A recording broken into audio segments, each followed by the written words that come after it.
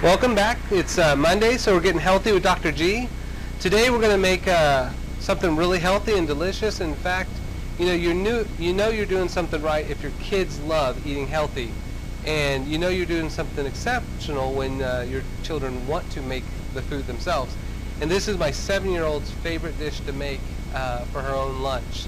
So, if you guys don't know, my name is Dr. Patrick Garrett. I have a natural medicine clinic up in Newton, Kansas, where we help patients reverse acute chronic conditions naturally. And the reason we're so successful is because of things like this. We treat food as medicine. And so we really want to look at eating our way out of disease. So we're not only going to talk about how to make this, we're going to talk about why to make this. There's a lot of commercial ones available, and again, some of those are good, some of those, are not so good. So it's just as easy to make it yourself. And again, if my 7-year-old can make it, anybody can make it, even me. So this is what it looks like, and this is a nice little dish to eat with pita chips, or you can eat vegetables with it. I'm going to put that aside, and we'll start here. So hummus, a lot of people ask, what the name is from, and really hummus is just an Arabic name for chickpeas. And so chickpeas are, of course, a healthy bean, or a healthy bean for you. And you can use other beans. Some people use a white bean, or you can even make pinto beans hummus. But chickpeas are the staple. Also, we'll put about 24 ounces in there, and this is about 2 cans. The important thing with chickpeas is, there are a lot of protein in there, but like all beans, they're going to be covered with a saponin. And so if you get it in your cans, you notice that when you put it through the strainer that you'll have some bubbling going on, and that's because of the saponins, the natural saponins that are on there that protect it as a natural insecticide. And that's great for the plant. Sometimes it becomes very upsetting for people's stomachs. So you want to make sure that you rinse that a couple times. And if you soak them overnight, same thing, change the water twice, and that water is perfect for your plants. So you can just pour it into a spray bottle and spray your plants or water your plants with it. It works as a wonderful, again, natural insecticide form. So we start with chickpeas, and then, I actually at home I use, I always felt like we use too much olive oil, so I looked up before we were making this, and I found out you can actually reduce the amount of calories and still keep that flavor that you love. And so with olive oil, we just want to put a little bit in there. Usually we have my little spout on there, and we go around twice with it. You can always add more, but you can't add less. This is just a little bit of the juice that's left from there. Now this is a half a cup. I tried this earlier today, and I think I'm going to try a little bit less, maybe just under half a cup. And really the goal is the consistency of peanut butter. Now, some people make this with tahini, which is just ground sesame seeds, but because we have a lot of patients that have sesame seed allergies, we have really never used that. And of course, we really rely more on cumin with this. Different recipes will have different things in there, so you get to experiment around and really find your flavor. This is just an onion salt that we're going to put in there, and I'm just going to put about a teaspoon. And then we have garlic, and of course we talked about garlic before, and this is 2 cloves worth.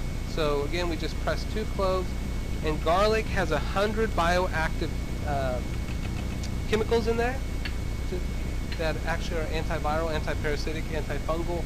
So wonderful thing to help the gut. And in fact, your good bacteria feed off garlic, and the bad bacteria are killed by garlic. So it restores that natural gut balance in there. Now this is a cumin, and cumin is the staple of a lot of Mediterranean food, and of course that's that smell and flavor you get with Mexican food. So I like to use quite a bit of this in here. Again, you can always put a little bit less and then add more. Something that recipes typically don't call for a lot of, but we really like using this, and even for salmon and tuna, cooking on the grill, it gets that smoke flavor without the harmful chemicals of liquid smoke. And this is smoked paprika, which is just roasted red peppers and then powderized. And so we put that in there. It'll give a little bit of an interesting flavor. Now, we have our seasonings in there, our spices. We also are going to put lemon in here.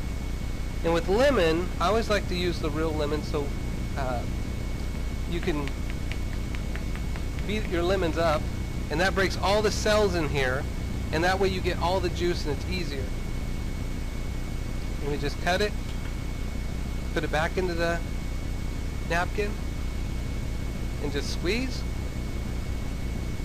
And used to, before I became a doctor, I was a waiter, and we worked at a really fancy restaurant, and we did tableside service. And this is how we did all our fruits when we put it into entrees, and I really like it. And of course, it adds a little flair when you smack it around on the table too. And you want about 1 lemon per can, or per about 12 ounces of hummus, or the chickpeas. And you know, lemon's wonderful. It's a natural detoxifier. Lemon's going to help thin out and dissolve kidney stones and gallstones, and it helps purify the blood. And of course, our olive oil is going to help reduce inflammation. Now, my wife this weekend had a little girl party, and someone brought rosemary hummus, and so she asked how to make it. So today we're going to do this. Now, I made this earlier today just to try it, and I thought it was awesome. So we put all that in there, and we're going to blend this up.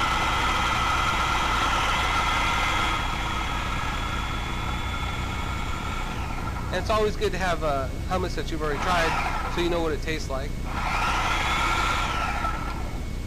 Then we're simply going to taste this.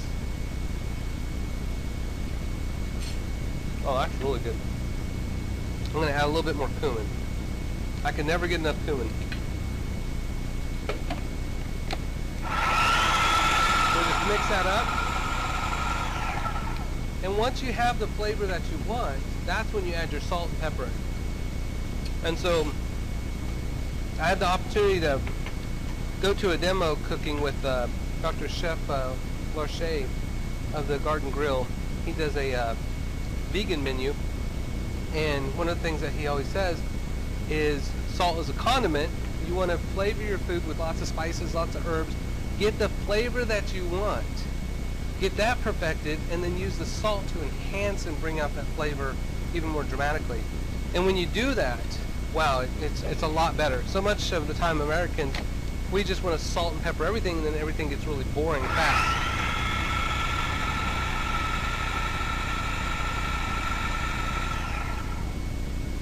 Now you can pre-chop that.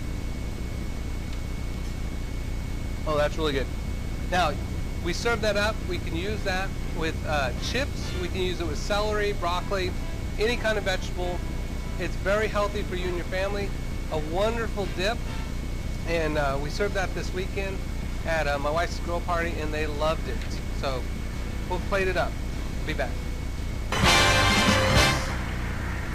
Welcome back to your hour. I just learned how to make hummus. I'm so proud. Yep, nice and easy. Well, my daughter has made hummus several times, but I never bothered to ask her how to make it. She always said it was easy, but I never really saw anybody make it before. Yeah, it's just, you know, in the end, it just tastes like a really interesting bean dip. A lot of people use tahini, and that's usually this, when people think hummus, they think tahini paste. But really, the original hummus doesn't have that, and we've never used it, so I'm not even sure what the tahini version tastes like. Okay. So, well, a couple of questions I had, and I'm trying to remember what they were. Cumin. What does it smell like? What? Oh, well, cumin. Let me grab it. Okay. Now, this is quintessential kind of Mexican food, Moroccan food. Yeah. So, that's when I was, I don't know, dating my wife, she would always kind of tease me about using seasoning packets. And she said, just make it yourself, just make it yourself. And I was like, I had no idea what those flavors came from. And once I smelled cumin, I was just like, oh, that's Mexican food. Yeah. You know? Mm-hmm. So, yeah, it's really good. And the more you add, again, the more flavor that you have with that. So you can always add more. Well, and the chickpeas, I remember years ago when all the salad bars and different restaurants used to have the chickpeas in there. Right. And I used to think, oh, those are flavorless. I'm not going to even bother with those, and I never used to eat them. But I never realized that they were the staple for the hummus. That's right. Yeah, I love putting chickpeas on salad, and that's the smart thing when you go to the salad bar. is instead of putting all the kind of crappy toppings on there, put a little bit of red beans and put some chickpeas on there, and really lots of sprouts and all these things you don't have in your house normally. You know, I love that at a salad bar that you can put those on there. But yeah, chickpeas, they're great just to even snack on. Yeah. What I've discovered lately is since I'm not supposed to eat breads or pastas or any of that type of stuff, I'm not eating chips. I've been dipping celery into my hummus. That's right. And I really like that. I mean, it's get the right amount of crunch and a little extra flavor, and yeah, it works out pretty nice. Yeah, it's you know, I made some of this before I came up here, and my kids were just, my little 4-year-olds were going crazy over it, and we had a vegetable tray that we make for every meal, and so they were just going to town on this stuff, which was, you know.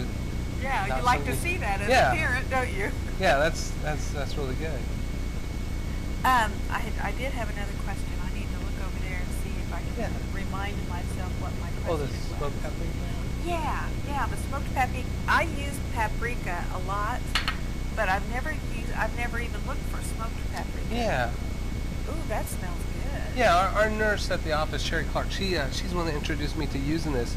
And again, we traditionally didn't put it in there, but she said, oh, she tells patients she puts it on everything, and she just loves it. It really creates that smoky flavor. So as patients are changing their plates on, you know, what they're eating, a lot of times they feel deprived, and we don't have to. There's wonderful spices that make things taste awesome. Yeah. And you know, it doesn't have to be salt, sugar, and fat to make anything taste good. It's got to be spice and herb and salt really good. Well, and I've noticed that I've been using more herbs and that type of thing lately, because Ron can't have, well, he's not that he can't have salt, but he had to cut way back on his salt. And so now if I salt something, even a little bit, he'll say, ooh, this is too salty. Yeah. Oh, okay. So, you know, but I have been experimenting with other seasonings, things to try to kind of sneak a little salt flavor in there, but it's not really the salt flavor that you want. It's just it's kind of a new experience because you know, the more you experiment, you get all kinds of different flavors. Some good, some not so good, but you know, you have to remember what you put in there so you know not to repeat that again. But it's kind of fun. I feel like a mad scientist. It is. It is, and I bought some salt that's black salt, Kala Malaki, which is Indian salt, and it smells a little bit like sulfur, and I thought, oh, I don't know if this would taste good. But I was making food for my wife, and I decided to use that as my rub, and when we grilled the food, oh, she just loved it, you know, and all that sulfur is wonderful. It's great detoxification for you. Really? And so, you know, you're just trying little things, and as Americans, we're kind of closeted in this little bit of food that we eat, and it's nice to expand and look at what the rest of the world's doing and eating with a lot of flavor. Well, and that's it. When you eat healthy anymore, I think a lot of times people think that when you eat healthy, it's just a lot of bland food. Right. And it doesn't have to be. That's right. Yeah, when we were talking about this in one of my classes, we had an Indian student in there, and I said, well, does eating healthy have to taste horrible? I mean, this is that's eating a lot of fruits and vegetables and seeds and berries. Does it taste bland to you in your, you know, ethnic home cooking? And she said, oh no, we use lots of spices and herbs, and it's so flavorful. But when I think about that, I would initially think, oh, you're just eating rice cakes and carrots, you know. So it's nice to know that there's lots of flavor out there to experiment on. Well, Patrick, it's always good to have you here.